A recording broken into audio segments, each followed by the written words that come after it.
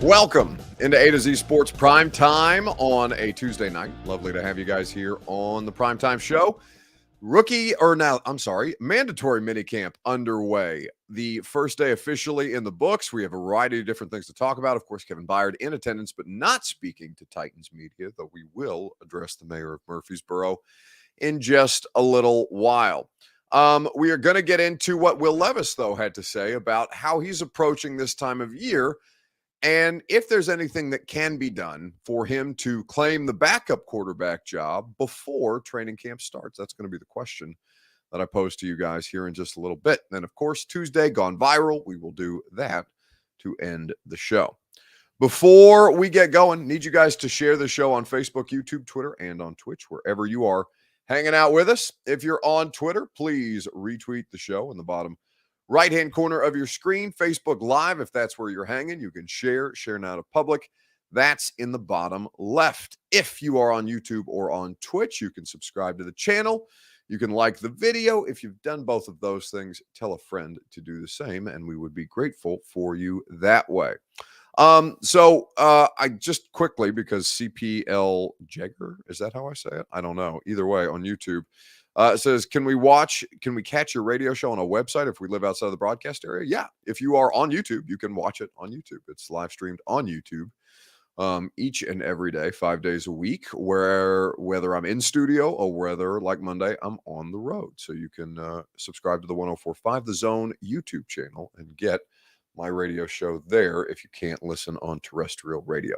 Okay, so there's a lot of different things to talk about today, and we'll work our way through this because there's 3 days of open mandatory minicamp, and all players accounted for in the building, but not everybody out on the field. So looking at the guys who are not physically on the field today, Kevin Byard was available to them to use throughout the course of practice, but absent physically out there on the practice field, Dylan Radins, Caleb Farley, Harold Landry, Christian Fulton, Elijah Molden. I did see Christian Fulton on a bike. I don't know if that means he's injured, which would be, of course, not an ideal way to start after your season ended with your coach calling out your durability issues, you and David Long, if you're Christian Fulton. Molden has been out there, so I don't know if Elijah Molden recently has sustained an injury or was just having an off day. And then the other three, obviously, they're not physically available yet, although you would think Harold Landry would be out there at some point, but it does not appear. And I don't know anything about Harold's situation other than it's been almost a full calendar year since the ACL tear. And, I'm sure at some point he's going to get back out there and test things around. Either way, with all that being said, rather than just do roll call tonight and go through who was there and who wasn't there and how important that was when all of the guys who needed to be there are there. They're all there. They're not going to get fined, including Kevin Byard. But Kevin Byard didn't want to talk today. So we can't talk about Kevin Byard because Kevin Byard didn't talk to us. What we can talk about, and we'll get to Byard a little later without a quote necessarily, without an explanation of where he's been or what's been going on. We can look at what Will Levis is doing and some of the other players at various position groups. And the question that I want to ask, or that I want to start with, is this: your Two Rivers Ford take.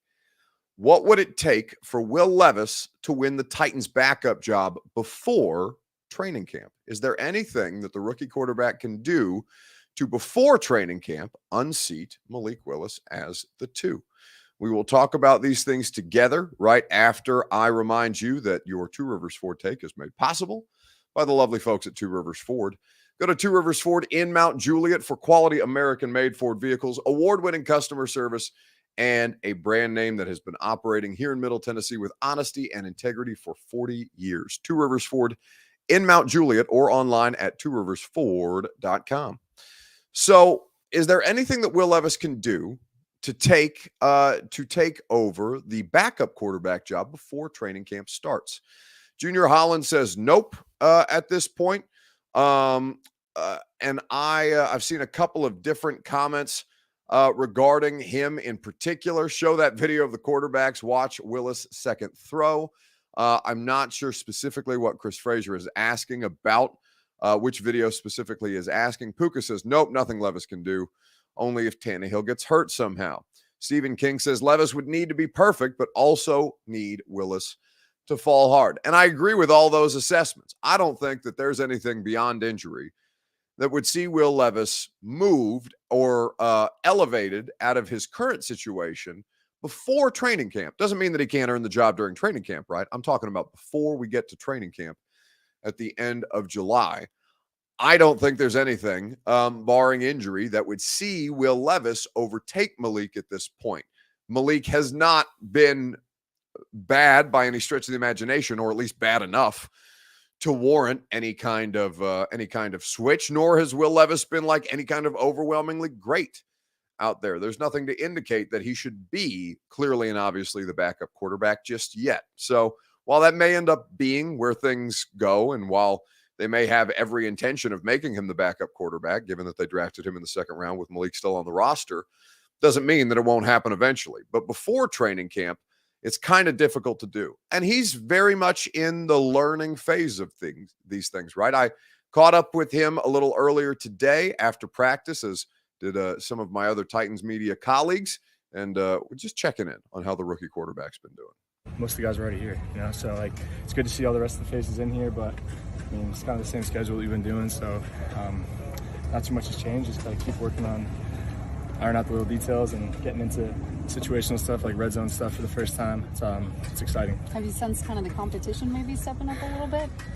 Yeah, I mean, there's competition every day, regardless of what it is. But I mean, I think as we get closer and closer to training camp, it definitely does kind of heighten a little bit. We were talking to Vrabel last week about the idea of it being okay to make new mistakes for you guys, no matter how long you've been here or any of that. How's that been to kind of work through for you? Yeah, it's good to hear that, because I mean, like, you always want to make the right play. You don't want to make the wrong decision and force the ball when we don't need to. But I mean, these are the times to make those mistakes. It's when it's week one, obviously it's not. But I mean, now it's the time to experiment. It's time to take some shots and to not be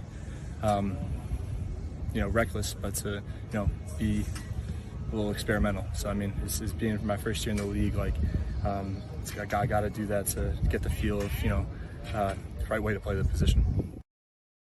So that's Will Levis speaking with us after practice today.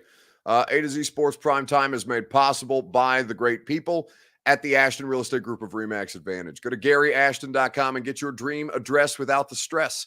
The intel edge you need to succeed can be relied upon for Gary Ashton to provide. The official real estate agent of the Nashville Predators and of A to Z Sports Prime Time is GaryAshton.com. So, is there anything for Will Levis to do at this stage to clearly and obviously take the backup quarterback job before training camp? The answer is probably no, right?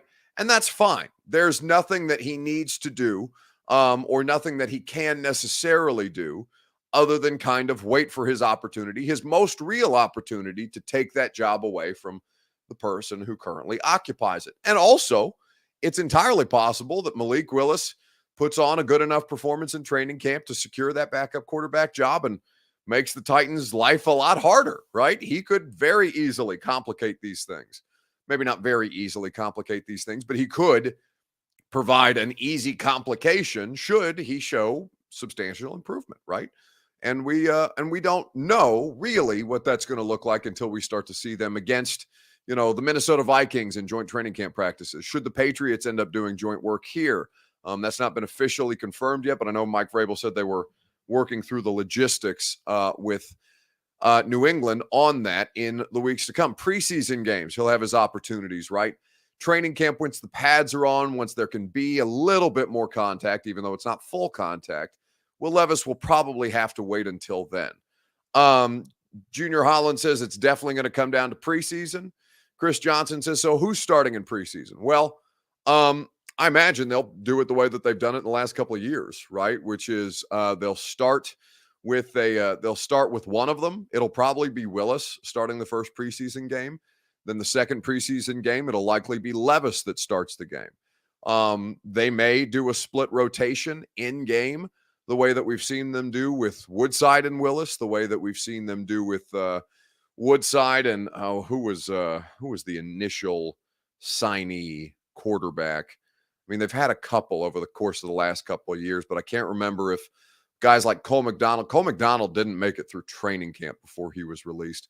So I'm trying to find a better or remember a better situation where they did something like that. I know I'm trying to think who the third quarterback was for them during COVID, where they had a handful of guys on a rotation, but they've done the split quarterback reps before with the guys who are clearly and obviously 2 and 3, right? They'll probably start the preseason with Willis, and then they'll work a rotation. They may work the rotation in game, as I said. Kaiser, Simeon, both of those guys were on the roster at various points in training camp. I can't remember if Kaiser, I know, was a COVID camp player and then was on the roster that following year and was competing with Logan Woodside. Logan Woodside ended up beating out the former second-round pick in Deshaun Kaiser. So, stranger things have happened than a second-round pick getting beaten out for a second-string job. Think of Kyle Trask, right?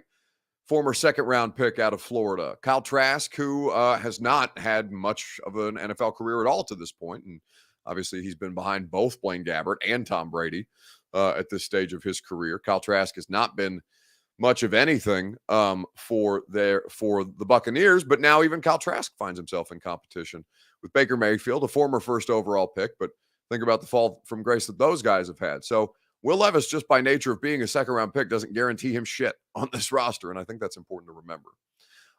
Let's move on and let's talk about Kevin Byard, because I know, well, I'll answer one of these, one more of these Levis questions from Shane Hatfield here in just a second, and then we can move on to Kevin Byard. The question that I'm going to ask you about Byard is this: what is your level of relief to see number 31 back at Titans camp? Kevin Byard in the flesh did not speak today, but that's fine. What is your level of relief to see Kevin Byard back at Titans camp? We'll get into that momentarily. Right after I remind you that the Primetime Show is presented by TrueMath Fitness in the Gulch. I was at TrueMath Fitness this morning. Worth, the owner and head coach at TrueMath Fitness, is who I was working out with, and he will put you in the best possible position to succeed. Their entire staff will at TrueMath Fitness. The facility is excellent. It's conveniently located in downtown Nashville. They'll even provide you with your first workout free as a Middle Tennessee resident at TrueMathFitness.com. A new way to work out, a new you. Go to TrueMath Fitness today. But we'll get to the Murfreesboro. We'll get to the Byard thing here in just a second. A comment from Shane Hatfield that I do want to read before we move on. Buck, do we want him being Levis, I assumed, rushed into the backup role? Would we not want the speed of the game to come to him? And yes, Shane, there is no pressure on him to start anytime soon. I think that any move to put him in the backup role should be because he's earned it, right? Not just because he was drafted in the second round this year over a guy who was drafted in the third round last year. I would say that you want him to earn it, and you want to see quantifiable evidence that he is a better backup quarterback option than Malik Willis before obviously putting him into that role, which is how I would advocate for this thing. It's not like Anthony Richardson, right? They have to play Anthony Richardson in Indianapolis because he simply hasn't played much football at all. Well, Levis has played plenty of football. There's no concern about what he can or can't do. The question is, all right, how ready can you get him before you have to throw him out there? Whereas Richardson, you just need to get him live reps. It's not like Levis wouldn't benefit from live reps either, but obviously the situation is different here, and there's no need. There's no great pressure at all to put him out on the field. But let's move forward and let's talk about Kevin Byard. We were talking to Mike Vrabel about, actually, we're talking to a great many people about Kevin Byard today. One of them was Azeez Al-Shaair, one of the new inside linebackers on this team. Azeez was asked if the intensity level felt any different with Byard finally in the huddle, and this is what the new Titans inside linebacker had to say. I really didn't notice it at all. No, I'm joking. No, man, it's really good, like just a breath of fresh air. Obviously a guy who has a ton of experience. He's been in the league longer than, obviously a lot of players. And I think the longest tenured Titan, I want to say. So, it's just really good to have him in the building. And, I got to meet him at his function that he had earlier in the year, earlier in the season. It was like a month and a half ago when I first got here. So it was good to talk to him again, see him in the building again, and everybody was happy to see him, obviously. Think about that. Kevin Byard and Derrick Henry coming into the same draft class in 2016, they are now, think about that, they are now the two longest tenured Titans on this football team. 2016, I mean, it's not a short time ago. They've been in the league for quite some time, so it's not necessarily uncommon that would be the case, but it's just crazy to think about. We went from Brett Kern and Taylor Lewan being the longest tenured Titan to now even a smaller sample size with Derrick Henry and Kevin Byard being the longest lasting Titans at this point. And both of them, by the way, very, very much up in the air. Now, we did talk to Derrick today, and we talked to Derrick about the idea that, have you talked to Byard about how much uncertainty's been around both of you throughout the course of this offseason? There's obviously a ton of rumors. You can't necessarily pay attention to that. And Derrick was like, yeah, we talked about it. You try not to pay too much attention to that stuff. And I know KB was going to come in shape. I knew I was going to come in shape. So you just put your head down and work, basically, is how Derrick addressed it. And I'm sure whenever Kevin Byard decides that he wants to speak to media, I'm sure it will be at some point this week, if he's going to be here all week, I would say that he will address all of these things. But he did not speak to the media today. So we will leave it at that for Kevin Byard for now. I'm sure when he does speak, there will be a lot more conversations to be had. What's your level of relief? I mean, I wasn't ever worried. I knew he was going to be here. I know a lot of you guys were worried. I was talking to a friend of mine this morning, as a matter of fact, about he saw Kevin Byard at a gas station or at a grocery store or something like that last couple of weeks. And he was real fired up about it. He said, "Hey, KB, tighten up." And Byard apparently said to him, "Yeah, thanks, man." You know, in a way that didn't make him feel terribly confident about the lack of reciprocation of the tighten up exchange. But Kevin Byard's here. Kevin Byard's a professional. How much longer Kevin Byard is a Tennessee Titan, who's to say? But for the immediate, that is, they have full attendance, is what I'm trying to say poorly. And I think that for Byard, he's just going to go out there and do his job. MB says, Byard stuff overhyped by the media. I wasn't worried. Trust me. Well, who in the media? Nobody in local media was hyping it up. And I'm sure as shit, nobody outside of Nashville was talking about Kevin Byard not reporting to voluntary OTAs. I'm quite certain that wasn't being covered on NFL Network with any great intensity or covered on ESPN with any great intensity, because it's a very, very small story in the scale of the National Football League right now. Not any disrespect to Byard, but just in terms of national coverage. So I don't know who you saw overhyping anything about Kevin Byard at this time of year, but I haven't seen Byard. I don't think the local media has made anything of the Kevin Byard thing. It's always been like, yeah, is he here? Oh, no. Okay. Is he going to show up for mandatory minicamp? Yeah, that's the expectation. There he is. That's what it is. Michael M says, not at all. That's what I'm saying. So I don't know. And listen, yeah, I think media overhype stuff all the time. I totally have been guilty of overhyping things in my life. It will probably happen again. I'm sure I'll have a ridiculous overreaction at many different points moving forward in my career. But I don't think this Kevin Byard thing has been anything that's been over-exaggerated by any stretch of the imagination. It's just is what it is. LeVar Jeffries asked me a question about what do I think about getting Devin White. I don't think anything about Devin White. I don't think anything at all about Devin White. What do I want Devin White for? I don't know why you want Devin White.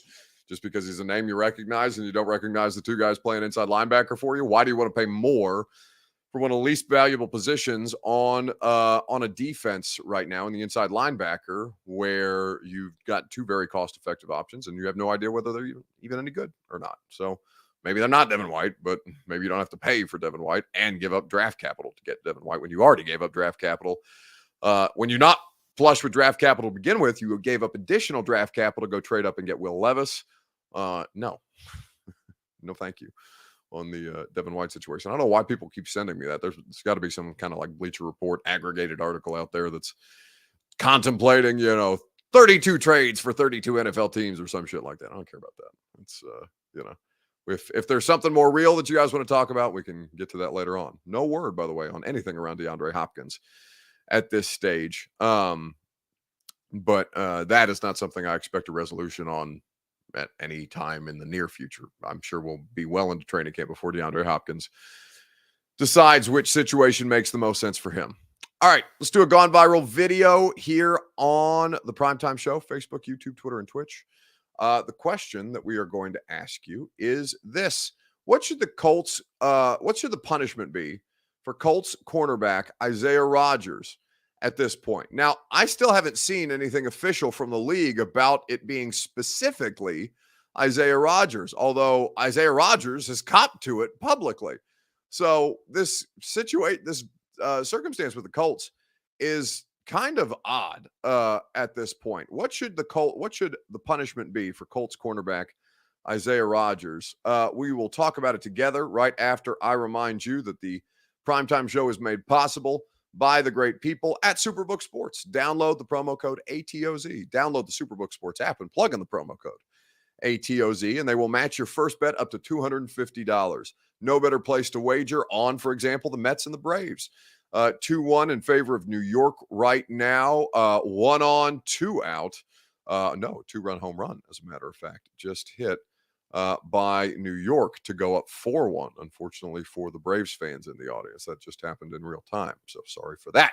Either way, whether you're betting baseball, basketball, or the NHL, no matter what you want to bet, Superbook Sports is your place to go. So download the Superbook app today. Go to superbook.com for terms and conditions. Gambling problem, call the Tennessee Red Line, 1-800-889-9789.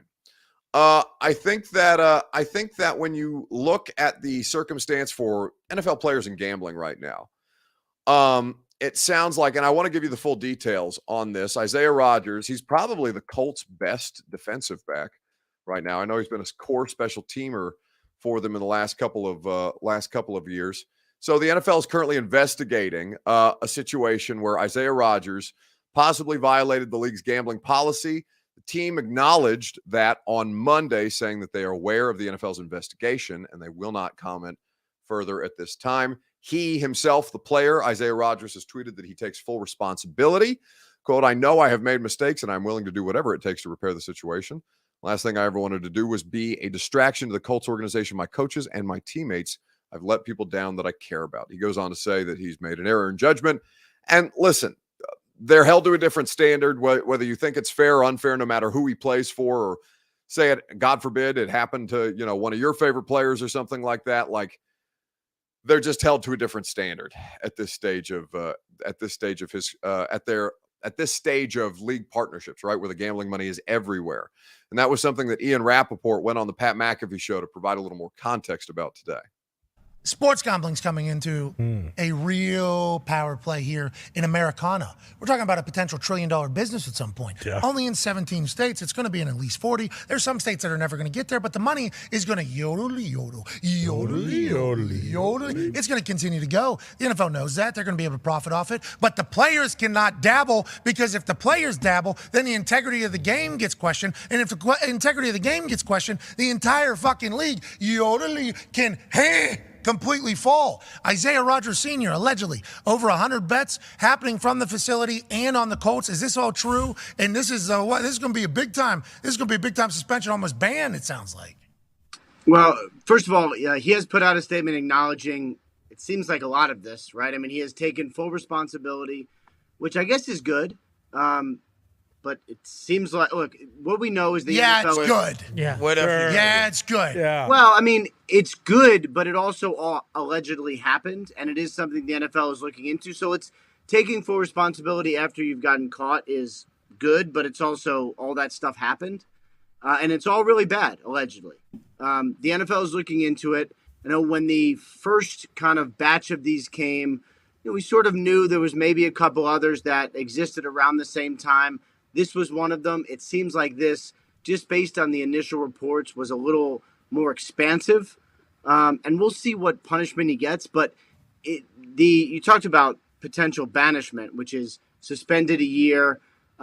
If that is the case, I mean, that's pretty significant. And then he would have to apply for reinstatement, which he could get or he could not get. Like, if what the reports say is true, this could be extremely significant. Go ahead, AJ.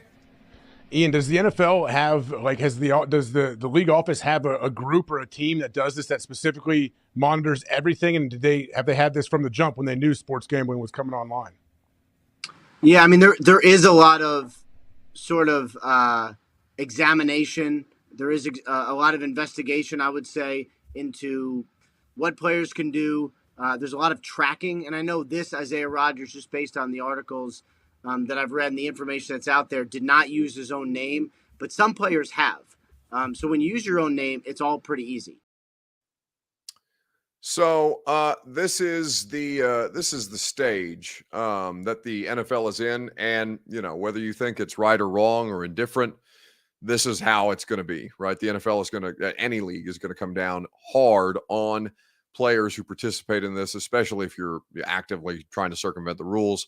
Isaiah Rodgers can say whatever he wants. If he's using a fake name, they're going to hit him for it, right? And this is kind of the situation that Calvin Ridley just went through. You're going to see more and more of these, and it's probably going to be more stringent at this stage that these things are going to continue. So I think that it's something to keep an eye on. I know Mike Vrabel said they were going to talk. I know Mike Vrabel said they were going to talk to the players again today about it. It's something that's apparently a part of their continued routine with this, as well as everything else that's going on. But if you're an NFL fan, now you're not just worried about losing players for the season for injury. Now you're worried about losing players for the season because they may have put together a parlay that might have gotten sniffed out by the league that they're playing for. Tough scene. All right, that's going to do it for us tonight. Always a pleasure to spend some time with you guys each and every Sunday through Thursday evening. Radio show tomorrow. Speaking of stuff that's fun, Chig Okonkwo is going to be on the radio show, so we'll talk to Chig about everything that's been going on for him throughout the course of OTAs. We'll also have Barry Trotz, if you are a Preds fan, the former Preds head coach, now turned Preds general manager. He will be on the radio show at 10:20, Chig at 11:15. So if you enjoy the Preds and the Tennessee Titans and you haven't just tested out the radio show before, we would invite you to do so tomorrow from 10 to 1 on 104.5 The Zone. It'll be a lot of fun, and we look forward to seeing you there. Of course, I'll be out at Titans mandatory minicamp again tomorrow, and we'll see if Kevin Byard talks. If Kevin Byard talks, that's probably what we're going to be talking about. And I will see you guys tomorrow at some point, either on the radio or here on A to Z Sports Prime Time. See you guys. Are you surprised to hear that? Certainly not. The first year we took it to the limit. And I was in Miami with my new beach house. Well, it was a couple minutes from the beach. It's been 20 years since then. We haven't been too strong in the last few years. Oh, we've been strong. We're just playing by the rules. You can't have a newcomer come in and steal a show.